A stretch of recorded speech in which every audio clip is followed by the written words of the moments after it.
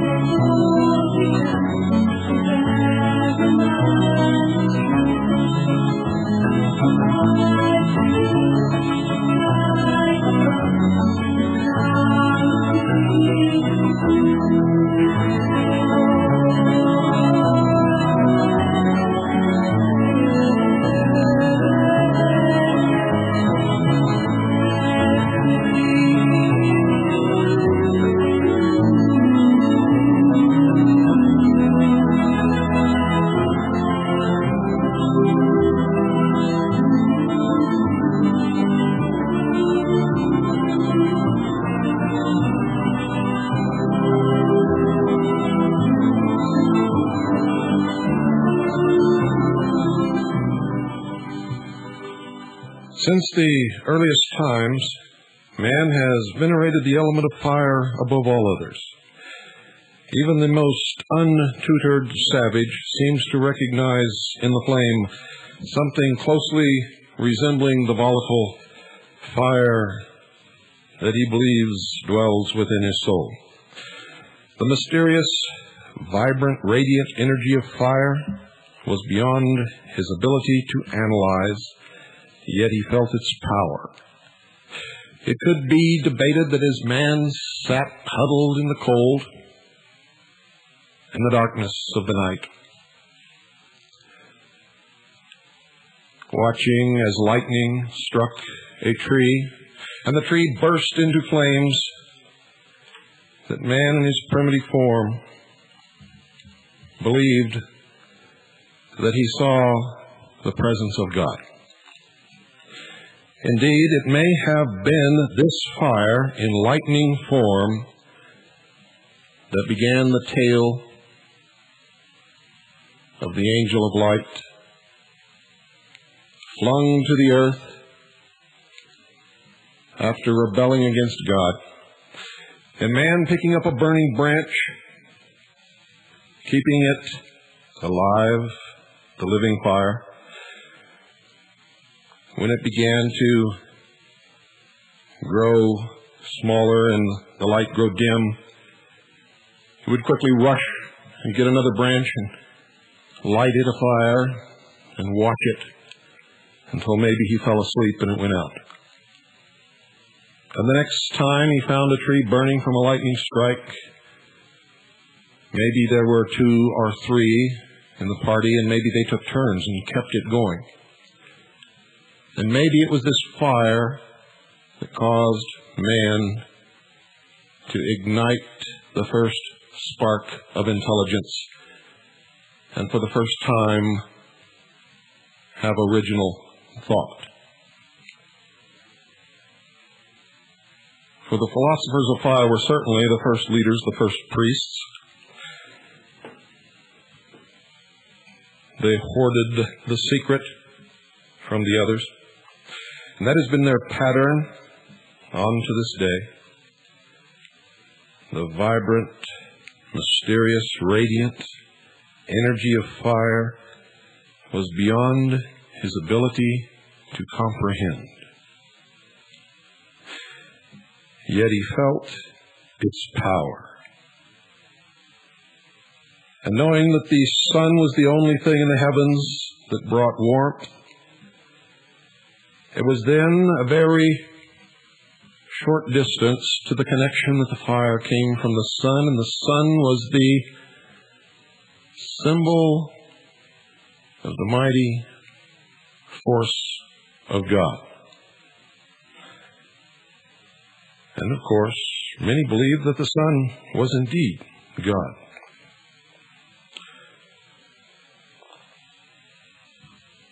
The fact that during thunderstorms, fire descended in mighty bolts from heaven, felling trees and otherwise dealing destruction, caused the primordial human being to recognize in its fury the anger of God.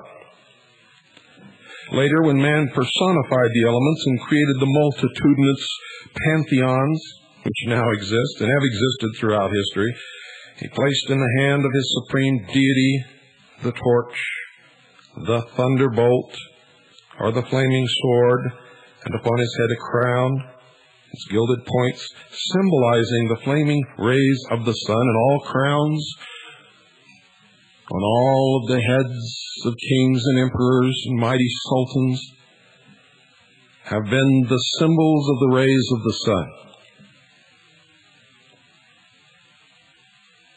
The mighty Zeus, who dwelt upon Mount Olympus and was the patriarch of the gods, held in his hand a bolt of lightning. Mystics have traced sun worship back to early Lemuria and fire worship to the origin of the human race. In fact, the element of fire controls to a certain degree both the plant and the animal kingdoms, and is the only element which can subjugate the metals. And, indeed, without the sun there would be no life on this planet. Indeed, if we were just a little closer to the sun, there could be no life on this planet. And if we were just a little farther away from the sun, there could be no life on this planet, at least not life as we know it. Either consciously or instinctively, every living thing honors the orb of day. The sunflower always faces the solar disk. The Atlanteans were sun worshippers, they say in the legends of Atlantis. While the American Indians are remnants, at least of the earlier Atlantean people, they say in the mysteries, still regard the sun as the proxy of the supreme light giver. And many early peoples believed that the sun was a reflector rather than the source of light, reflecting the power and the beauty and the energy of God himself. And it is evidenced by the fact that they often pictured the sun god as carrying on his arm a highly polished shield on which was chased the solar face. Now this shield, ladies and gentlemen, catching the light of the infinite one, reflected it to all parts of the universe. During the year, the sun passes through the 12 houses of the heavens, where, like Hercules, it performs 12 labors. The annual death and resurrection of the sun has been a favorite theme among unnumbered religions. The names of nearly all the great gods and saviors have always been associated with either the element of fire, the solar light, or its correlate, the mystic and spiritual light invisible, what you may now call the ether. Jupiter, Apollo, Hermes, Mithras, Bacchus, Dionysius, Odin, Buddha, Krishna, Zoroaster, Zarathustra, Fohai, Eo, Vishnu, Shiva, Agni, Balder, Hiram Abiff, Moses, Samson, Jason, Vulcan, Uranus, Allah, Osiris, Ra, Bel, Baal, Nebo, Serapis, and King Solomon, Sol, On, are some of the numerous deities and supermen whose symbolic attributes are derived from the manifestations of the solar power, and whose names, ladies and gentlemen, indicate their relationship to light and fire. For Solomon, Sol-On, is the name of the sun in 3 different languages. Most of you were not aware of that. According to the Greek mysteries, the gods gazing down from Mount Olympus repented that they had made man, and I bet you they still do, and never having given to the primitive creature an immortal spirit, they decided that no harm would be done if the quarreling, dissenting human ingrates, the whimpering sheeple of the world, were destroyed forever, and the place where they had been left vacant for a nobler race. And I bet there are many who believe that today. Really, look around you. Why should anybody come to save us? Are you sick? Or maybe you just can't see and can't hear. Discovering the plans of the gods, Prometheus, in whose heart was a great love for struggling humanity, determined to bring to mankind the divine fire which would make the human race immortal, so that not even the gods could destroy it. So Prometheus flew to the home of the sun god, and, lighting a tiny reed with the solar fire, he carried it to the children of the earth, warning them that the fire should always be used for the glorification of the gods and the unselfish service of each other. Prometheus, you see, was a tremendous lightning strike.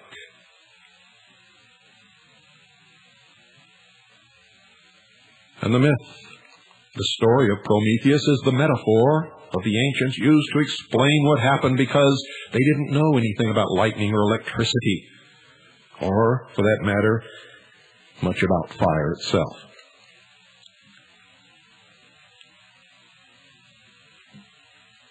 They burned the homes of their enemies. You see, men were thoughtless and unkind. They took the divine fire brought them by Prometheus and used it to destroy one another.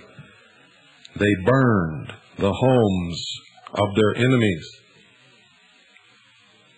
Most recently, in Sweden or Switzerland. Before that, in Waco, Texas. I could go on and on and on. And with the aid of heat, they tempered steel, making swords and armor, and used these instruments to kill each other. They grew more selfish and more arrogant, defying the gods, but they could not be destroyed, for they then possessed the sacred fire. So the story goes. For his disobedience, Prometheus, like Lucifer, remember, these are all metaphors for things that man could not understand. For his disobedience, Prometheus, like Lucifer, was chained and placed upon the brow of Mount Caucasus, or some pronounce it Caucasus, there to remain with a vulture gnawing at his liver until a human being should master the sacred fire and become perfect. This prophecy was fulfilled by Hercules, who climbed Mount Caucasus, broke the fetters of Prometheus, and liberated the friend of man who had been in torture for so many ages. And remember, Prometheus really represents Lucifer. Hercules represents the initiate who, as his name implies, partakes of the glory of light. Prometheus is the vehicle of solar energy. The divine fire which he brought to men is a mystic essence in their own natures, which they must redeem and regenerate if they would liberate their own crucified souls from the rock of their base physical natures. Remember what I told you? You see, according to occult philosophy, the sun in reality is a threefold orb, two parts of its nature being invisible. The globe, which we see, is merely the lowest phase of the solar nature and is the body of the demiurgus, or, as the Jews call him, Jehovah, and the Brahmins, Shiva, the sun being symbolized by an equilateral triangle. The three powers of the solar disk are said to be co-equal. The three phases of the sun are called will, wisdom, and action. Will is related to the principle of life, wisdom to the principle of light, and action or friction to the principle of heat. You see, by will, they believe the heavens were created and the eternal life continued in supreme existence. In other words, the creation of the universe came from an original, spontaneous thought, and by desire was swept into action, and by action, friction, and striving the earth was formed, and the physical universe molded by the lords of the fire. The fire mist passed gradually from the molten condition into its present, more orderly state.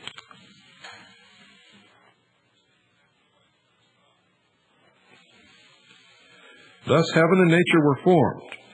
But between these two was a great void, for God did not comprehend nature, and nature did not comprehend the deity. The lack of intercourse between these two spheres of consciousness was similar to the condition of paralysis, in which the consciousness realizes the condition of its body, but you see, owing to the lack of nerve connection, is incapable of governing or directing the activities of the body. Therefore, ladies and gentlemen, they believe that between life and action there came a mediator, which was called light or intelligence, Prometheus, Lucifer.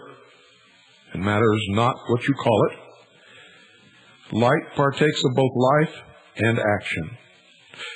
They believe it is the sphere of blending. An intelligence stood between heaven and earth, for through its medium man learned of the existence of his God, and God began his ministrations to the needs of men. And while both life and action were simple substances, light was a compound, for they believed the invisible part of light was of the nature of heaven, and the visible part of the nature of earth. So down through the ages, this light is said to have taken upon itself bodies.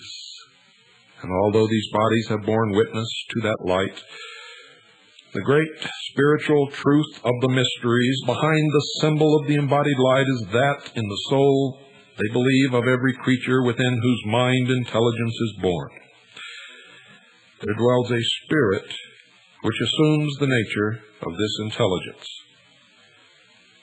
And they believe that every truly intelligent man and woman who is working to spread light in the world is Christened or lightened by the actual labor which he or she is seeking to perform.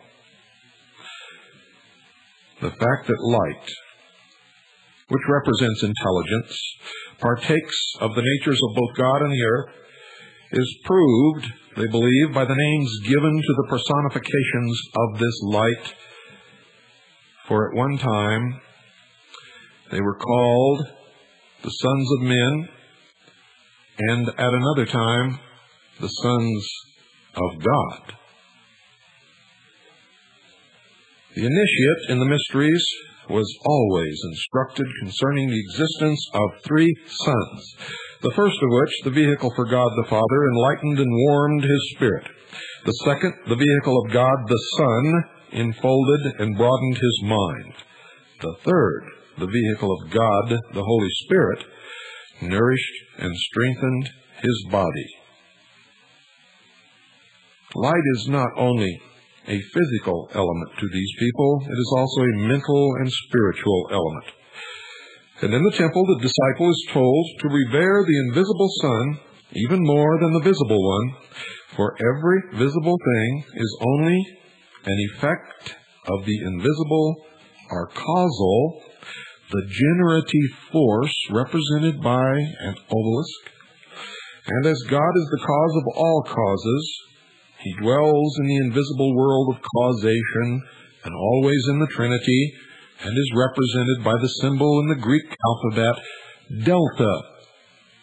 Delta. As in Lieutenant Colonel James Bobo Gritz of Delta Force. Apuleius, when initiated into the mysteries, beheld the sun shining at midnight, for the chambers of the temple were brilliantly illuminated, although there were no lamps of any kind. The invisible sun is not limited by walls, nor even the surface of the earth itself, because its rays are of a higher vibratory rate than physical substance. You see, they say its light passes unimpeded through all the planes of physical substance. And to those capable of seeing the light of these spiritual orbs, there is no darkness, for they dwell in the presence of limitless light, and at midnight see the sun shining under their feet. And if you believe that, I got a bridge to sell you. You see, they not only lie to you, they lie to themselves. They not only deceive you, they deceive each other.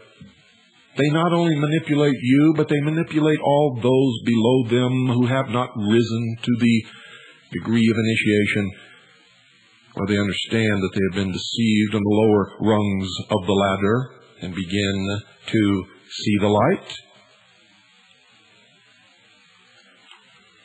And I can assure you, the light they see is not under their feet. By means of one of the lost arts of antiquity, the priests of the temple were able to manufacture lamps which would burn for centuries without replenishment. The lamps resembled what is commonly called the virgin lamps, or those carried by the Vestal virgins. They were a little smaller than a human hand, and according to available records, their wicks were made of asbestos. It has been maintained that these lamps have burned for 1,000 years or more. One of them, found in the tomb of Christian Rosenkreutz, had burned for 120 years without the supply of fuel being diminished. Or at least, so goes the legend.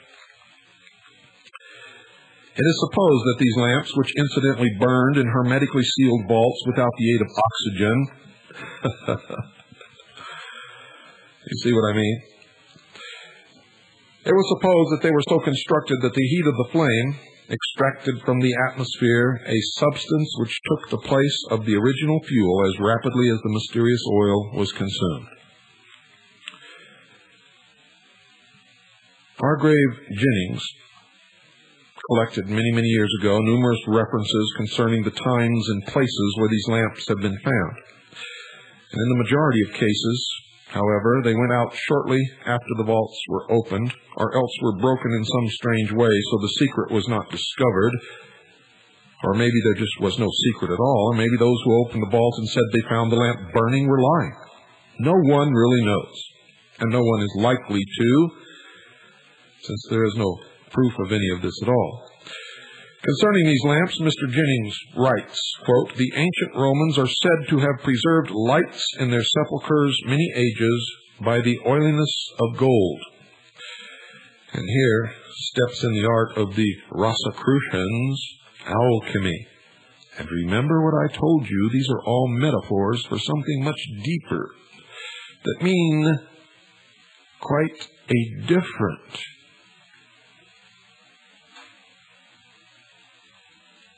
story than what you may perceive. This oiliness of gold resolved by hermetic methods into a liquid substance. And it is reported that at the dissolution of the monasteries in the time of Henry VIII, there was found a lamp which had been burned in a tomb about 300 years after Christ, nearly 1,200 years.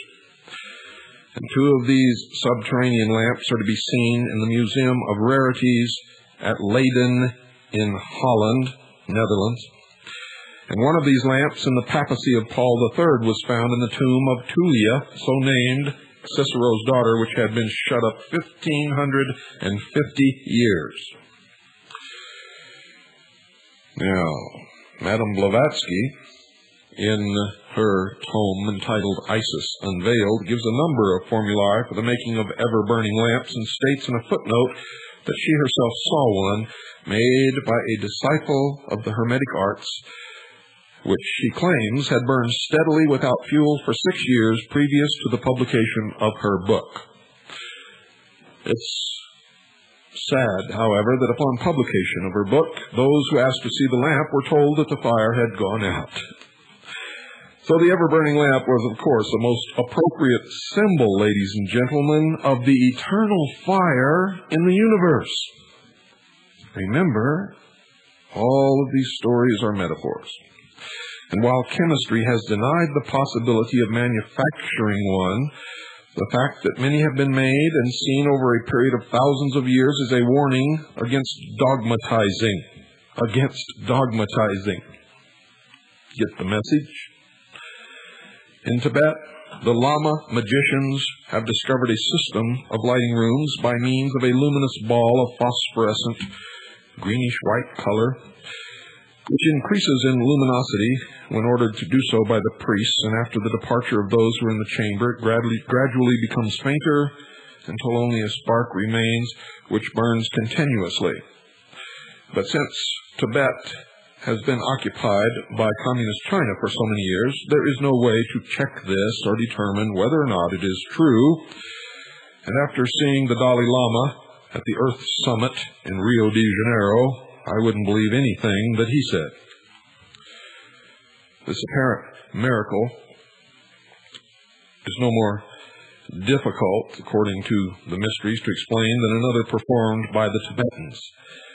You see, there is in Tibet a sacred tree, another metaphor, which sheds its bark annually, and as the old bark peels off, an inscription written in Tibetan characters is found upon the new bark underneath.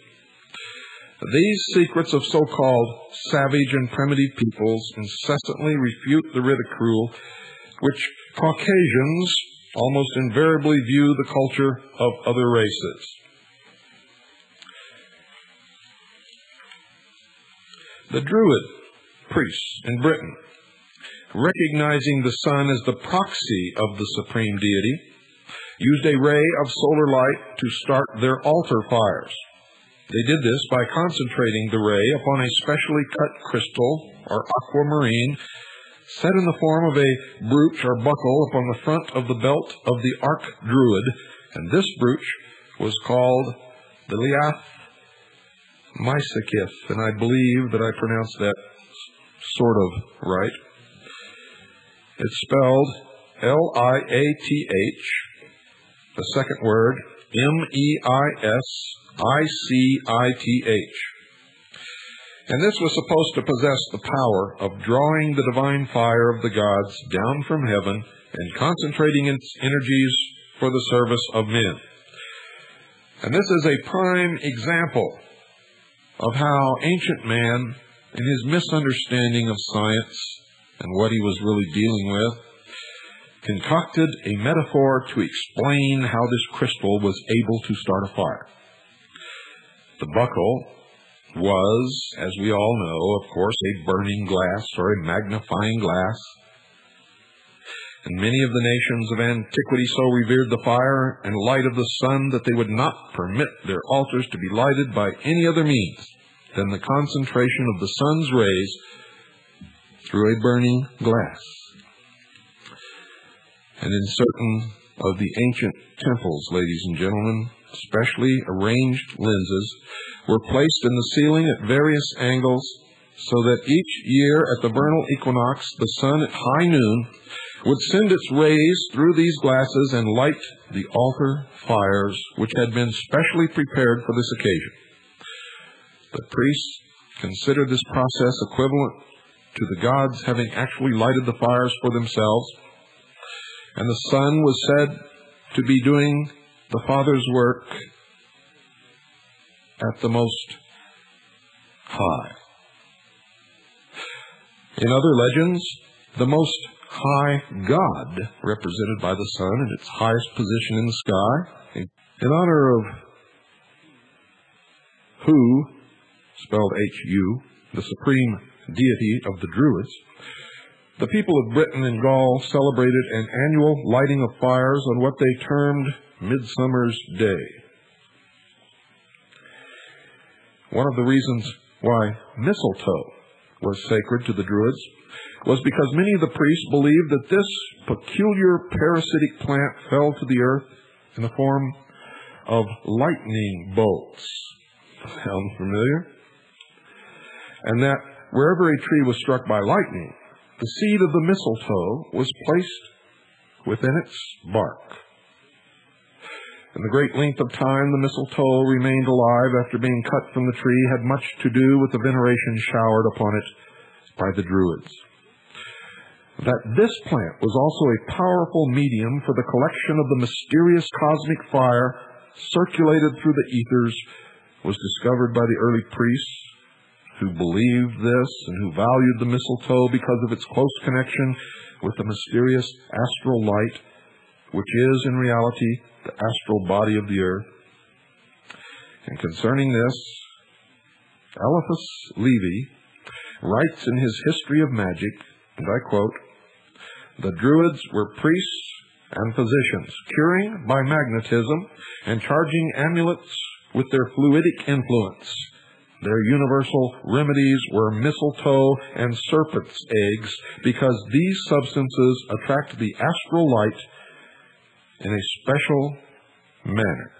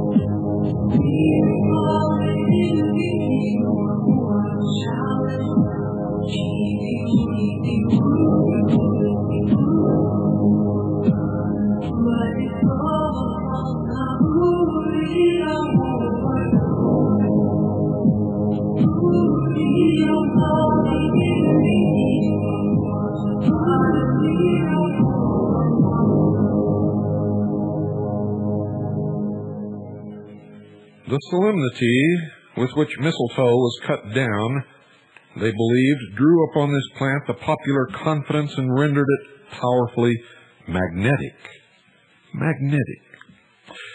The progress of magnetism, they believed, would someday reveal the absorbing properties of mistletoe.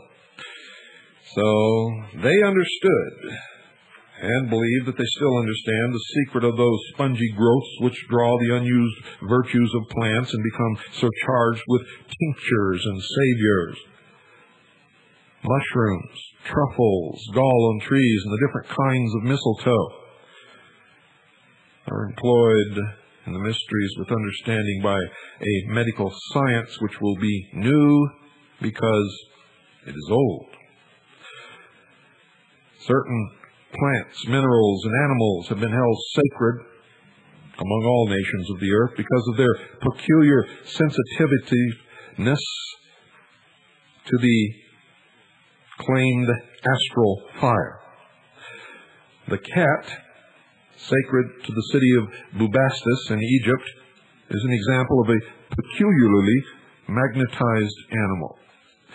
You see, anyone stroking the fur of a domestic cat in a dark room can see the electrical emanations in the form of green phosphorescent light, and this must have surely titillated the ancient priests. And in the temples of Bast, sacred to the cat goddess, 3 colored cats were viewed with unusual veneration, as was any member of the feline family whose 2 eyes were of different colors. Lodestone and radium in the mineral kingdom and various parasitic growths in the plant kingdom are strangely susceptible to the cosmic fire, which today we know as phosphorescence. The magicians of the Middle Ages surrounded themselves with certain animals, such as bats, cats, snakes, and monkeys, because they were able to borrow the power of the astral light from these creatures and appropriate it to their own uses. For this same reason, the Egyptians and certain of the Greeks kept cats in the temples, and serpents were always in evidence at the oracle of Delphi. The auric body of a snake, they say, is one of the most remarkable sights that the clairvoyant will ever see, and the secrets concealed within its aura demonstrate why the serpent is the symbol of wisdom among so many nations. And of course, in the mysteries, as the snake sheds its skin, it is the symbol of death and rebirth or resurrection. That Christianity has preserved in part, at least, the primitive fire worship of antiquity is evident in many of its symbols and rituals. The incense burner, so often used in Christian churches, is a pagan symbol relating to the regeneration of the human soul and was in use long before Christianity even came along. The incense within the burner, made from the extracted essences of various plants, represents the life forces within the body of man. The flaming spark burning in the midst of the incense is emblematic of the spiritual germ concealed in the midst of the material organism of man.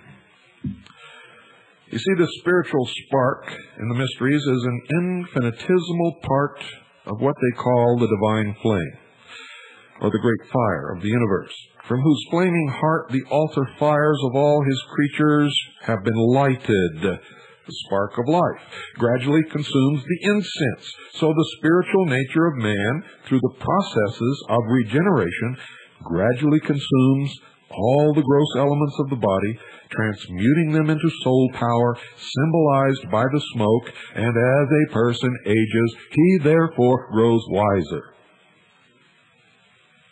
That was their explanation for the wisdom of the old and the deterioration of the body. For as the person ages, the gross elements are burned by the life flame, which transmutes them into soul flower. Therefore, the body diminishes and the wisdom is increased. Simple, huh? So what's all this research into geriatrics? Although smoke is actually a dense and physical substance, yet light enough to rise in clouds, they believed the soul was actually a physical element. They believed that through purification and the fire of aspiration, it has taken upon itself the nature of intangible atmosphere. Though composed of the substance of earth, it becomes light enough to rise as a fragrant odor into the presence of deity.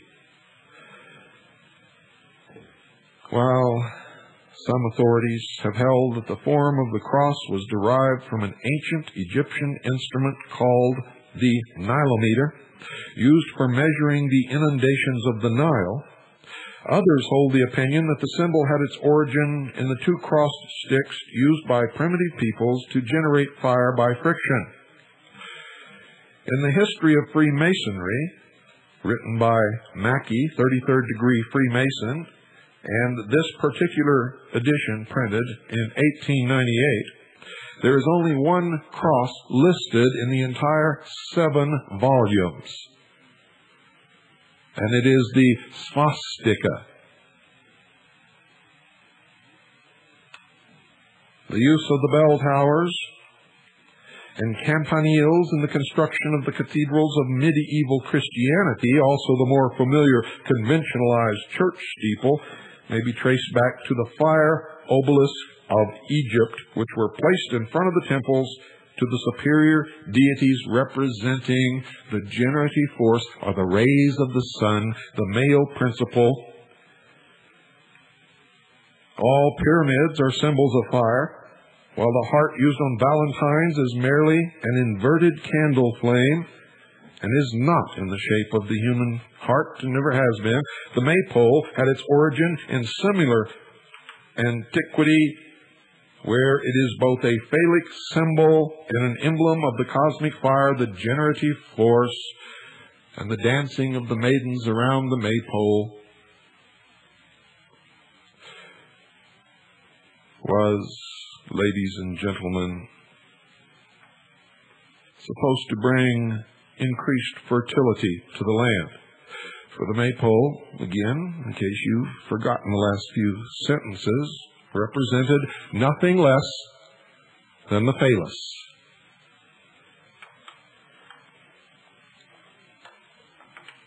The prevailing custom of having churches face the east is, of course, further evidence of the survival of sun worship. And in the Masonic Lodge, the master sits in the east of the lodge. Practically the only branch of the human race that does not observe this rule is the Arabic. The Mohammedans face their mosques toward Mecca, but still have their appointed hours of prayer governed by the sun. The rose windows and ivy-colored walls are survivals of pagandom, for ivy was sacred to Bacchus because of the shape of its leaf, and this plant was always allowed to trail over the walls of the temple sacred to the Greek solar deity. And all over Europe, you'll see the cathedrals covered with ivy. The golden ornaments upon the altars of Christian churches should remind the philosophical observer that gold is the sacred metal of the sun, because according to alchemists, the sun ray itself crystallized in the earth, thus forming this precious metal, which incidentally, folks, is still being made. And if you visit a Jewish synagogue, the most elaborate synagogues will usually contain a huge golden symbol of the sun. The candles, so often seen adorning the altars and most frequently appearing in an uneven number, are a reminder that the uneven numbers are sacred to the sun. When 3 candles are used, for instance, they symbolize the 3 aspects of the sun, sunrise, noon, and sunset, and are thus emblematic of the Trinity. When 7 are used, they represent the planetary angels called by the Jews Elohim, whose numerical and Kabbalistic values are also 7. And when the even numbers 12 or 24 appear, they represent the signs of the zodiac and the spirits of the hour of the day, called by the ancient Persians the Izids. And when only one light is shown, it is the emblem of the Supreme Invisible Father, who is one, and the little red lamp ever burning over an altar is an offering to the Demiurgus Jehovah, the Lord builder of forms. So, what oil is to the flame, ladies and gentlemen, blood is to the spirit of man. Therefore, oil is often used in anointing, for it is a fluid sacred to the solar power. Because oil contains the life of the sun, it is used in large quantities in far northern lands where it is necessary to generate an abundance of body heat. Hence the proclivity of the Eskimos for eating tallow candles and whale oil. You see, it has stored energy from the sun. Now they say that the actual word Christ is itself sufficient proof that fire and the worship of fire are the two most essential elements of the Christian faith. For the rays of light pouring from the sun were viewed by the ancients, and check this if you don't believe it, for it's true, were viewed by the ancients as the blood of the celestial Lamb, which at the vernal equinox died for the sin of the world and redeemed all humanity through its blood or rays. And then the world sank into winter. The mystery schools of ancient Egypt taught that the blood was the vehicle of the consciousness. The spirit of man travels through the bloodstream and therefore was not actually located in any one part of the compound organism. You see, they did not know. They believed it moved through the body with the rapidity of thought, so that consciousness of self, cognition of externals, and the sense of perception could be localized in any part of the body by the exercise of the willpower. The initiates viewed the blood as a mysterious liquid, somewhat gaseous in nature, which served as a medium for manifesting the fire of man's spiritual nature. This fire, coursing through the system, animated and vitalized all parts of the form, thus keeping the spiritual nature in touch with all of its physical extremities. And at one point in history, since life was formed in the womb, and they believed that it was formed from a clot of blood, and the baby was endowed with intelligence. At one point in history, it was fashionable for those who could afford it to drink the menstrual blood of virgins, believing that this would make them wise. The mystics looked upon the liver as the source of the heat and power in the blood. Hence, the liver is significant, that the spear of the centurion should pierce the liver of Christ, and the vulture should be placed over the liver of Prometheus to torment him throughout the ages. I hope you're making connections, ladies and gentlemen. In this modern world, with the education available to every man and woman upon this planet, why are we still bowing down to ancient, ignorant metaphors created by priests in the dark, dim halls of history to control the common man and govern him with these stories and myths? Many of the things that I've revealed to you, you still celebrate. And you still perform ceremonies around these misconceptions. And, of course, through the ages, the priests slowly adopt the science that proves the metaphors and the myths to be wrong. And they change the dogma of the church. For instance, Galilei, who turned the church upon its ear when he said, the earth revolves around the sun, and the sun revolves around some central core in the universe. Because the church had always said, not understanding anything about the universe, and observing the heavens appearing to revolve around the earth, that the earth was the center of the universe and everything revolved around it, not realizing that it was the earth itself that was turning. Yet the church held that the Pope was infallible, and the Pope had decreed that the earth was the center of the universe, and the universe rotated around the earth. And the church still maintains today that the Pope is infallible.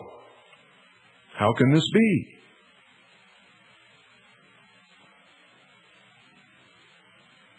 When is man going to grow up? Why do we need priests and governors? Why?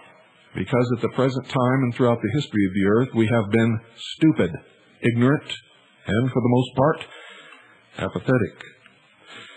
And remember, in the mysteries, a nation or world of people who will not use their intelligence are no better than animals who do not have intelligence, and thus are beasts of burden and stakes on the table by choice and consent.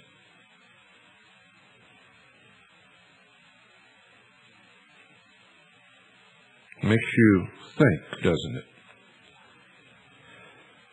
Occultism teaches that it is the presence of the liver which distinguishes the animal from the plant, and that certain small creatures having power of motion but no liver are actually plants in spiritual consciousness. They say that the liver is under the control of the planet Mars, which is the dynamo of this solar system, and which sends a red, animating ray to all the evolving creatures within this solar scheme. The philosophers taught that the planet Mars, under the control of its regent Samael, was the transmuted sin body of the solar logos, which originally had been the dweller on the threshold of the divine creature, whose energies are now distributed through the fire of the sun. Samael, incidentally, was the fiery father of Cain, through whom a part of humanity has received the flame of aspiration and is thus separate from the sons of Seth, whom they say was fathered by Jehovah. Isn't this strange? That you are told these things in church, you read these things in the Bible, they are taught these things in the mysteries, yet there is no way for anyone on this earth today to know any of these things. And if you'll read your Bible in Genesis, you will find that before Eve was ever created, God made man and woman.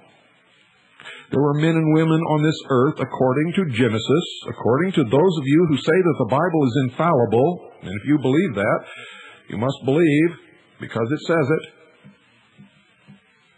that God created man in His image. Man and woman created He them, and He did this before.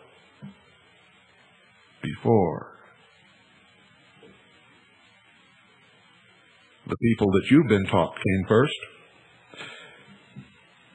Yet, you know, you have a tendency to read the Bible and make it fit whatever you want to believe rather than believe what it says. And what I'm telling you is in that dim chapter of history, nobody knows, nobody knew, and nobody's ever going to know. And there are battles raging on this earth today because there are people who believe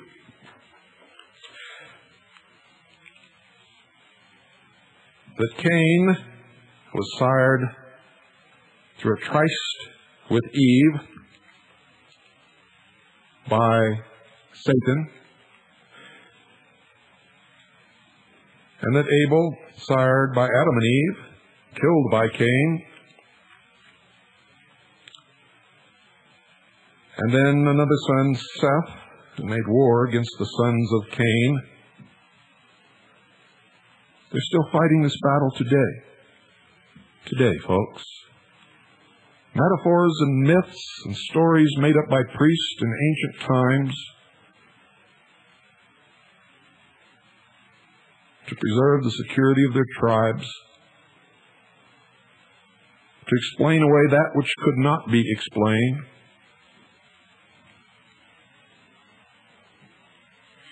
And I'm not saying that it's bad to believe it. That's up to you. I'm just trying to impart a little intelligence here and there, and a little common sense, as my grandmother would say. If Jehovah is God,